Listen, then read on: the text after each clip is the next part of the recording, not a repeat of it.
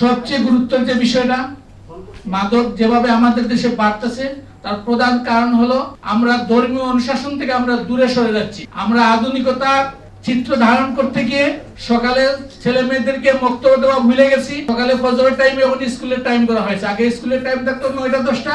সকালে ফজরের নামাজের পর আমাদেরকে মক্তবে ধর্মীয় শিক্ষা দেওয়া হতো। সেই শিক্ষা থেকে আমরা বঞ্চিত হচ্ছি।